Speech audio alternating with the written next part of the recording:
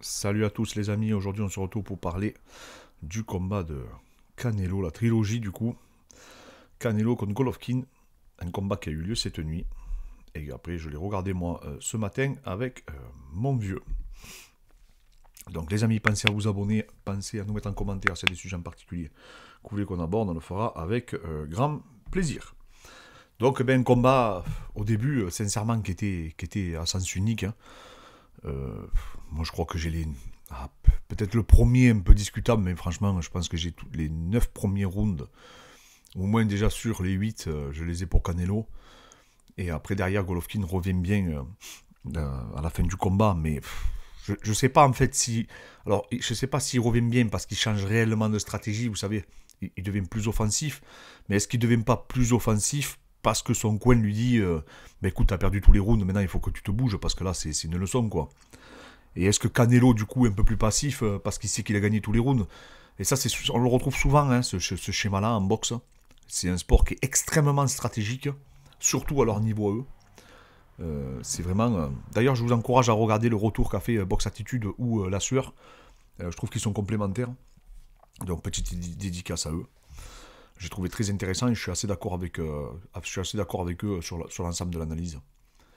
Mais tu t'aperçois que, quand même, il y a deux choses qui m'ont sauté aux yeux. Alors, moi, il faut savoir, je ne l'ai pas vu en live. Hein, mais ce matin, j'ai vu beaucoup de commentaires des gens critiquer l'organisation.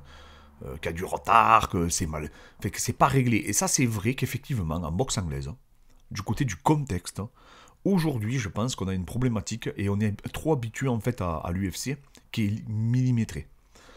Et pourquoi l'UFC est millimétré? Parce qu'il faut savoir que c'est une organisation qui organise toutes les semaines. Et en plus de ça, eux, ils ont copié plutôt un modèle économique qu'on peut retrouver dans la NBA, dans la NFL, enfin, pas qu'économique, hein, je parle un modèle, pardon, au niveau du contexte, qu'on peut retrouver dans d'autres ligues, en fait, majeures. Et donc, du coup, l'UFC, on est quand même habitué que ça soit réglé, on sait à peu près les heures, on sait tout en amont, et surtout, ça déroule, quoi. Et ça, c'est vrai que c'est assez dérangeant en boxe.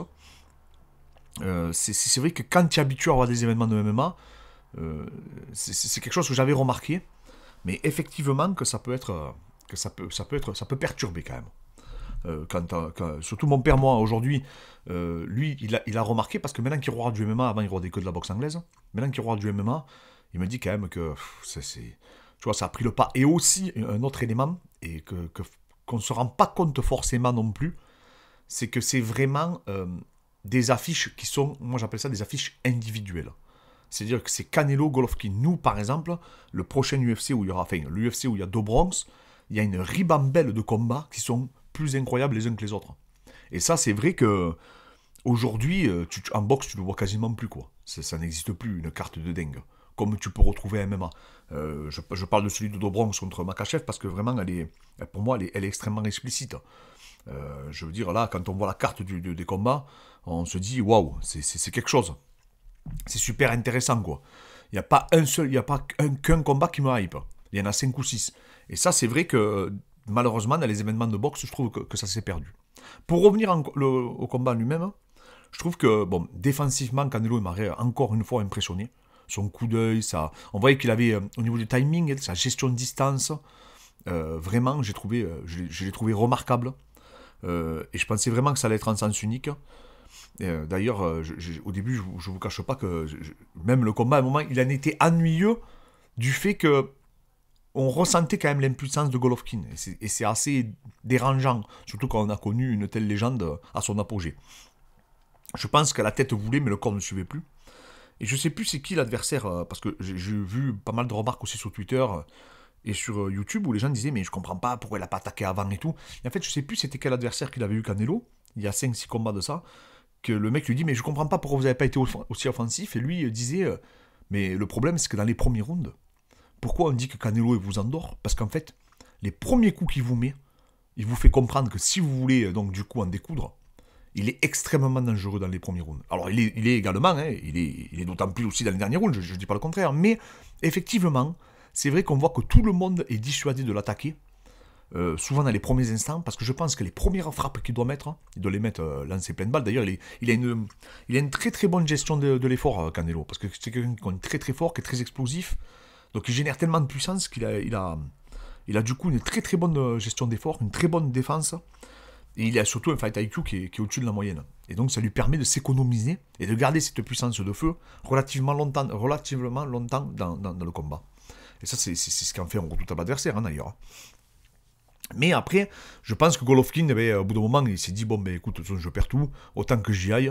Et ça, il a plutôt bien réussi. Mais je ne sais pas réellement si ça, tu peux, de mon point de vue, hein, tu ne peux pas le mettre en place directement contre Canelo, parce que tu es puni immédiatement. Et il ne faut pas oublier non plus que c'est pas nous qu'on prend les coups. Hein. C'est Golovkin, donc c'est facile pour nous de dire, oui, mais il faut que tu attaques, allez, bouge-toi.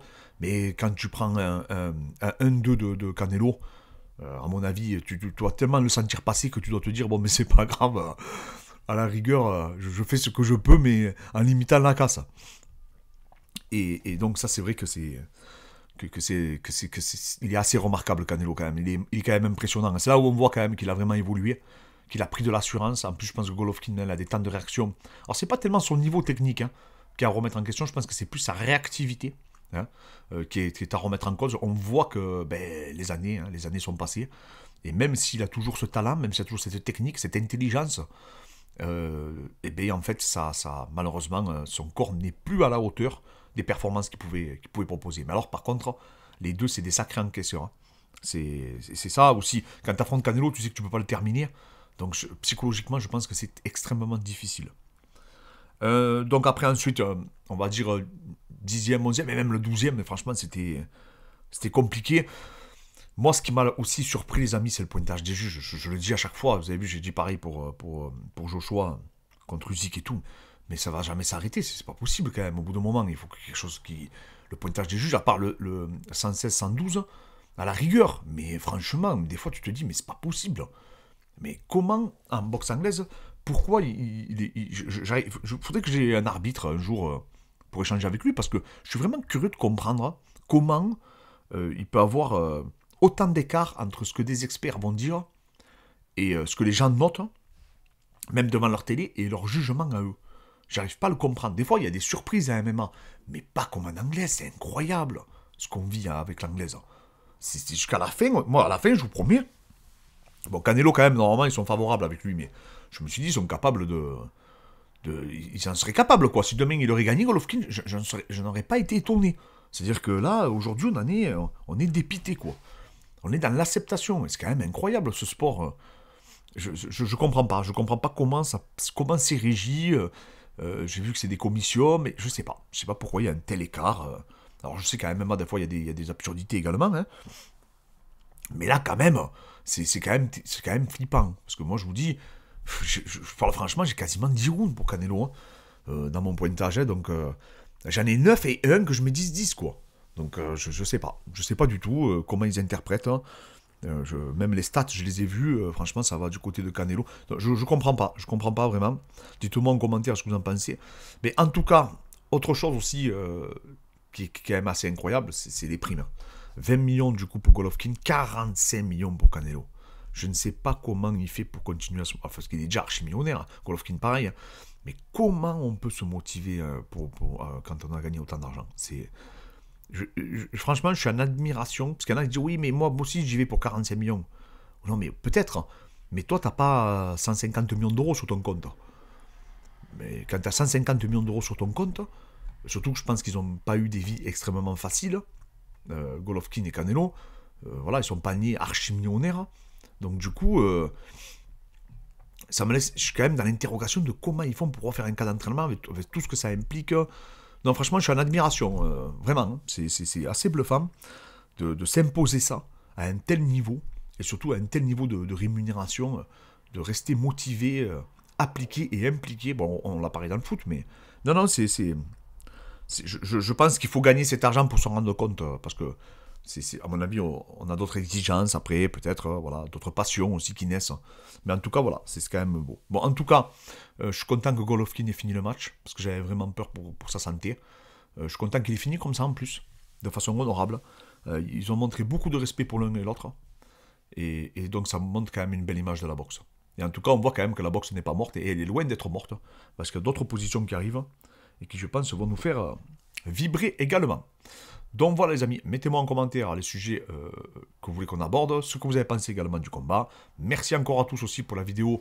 Je reçois tellement de messages pour la vidéo avec le Dr Carême sur les GAN. Je reçois énormément de messages aussi pour la restauration, pour le restaurant.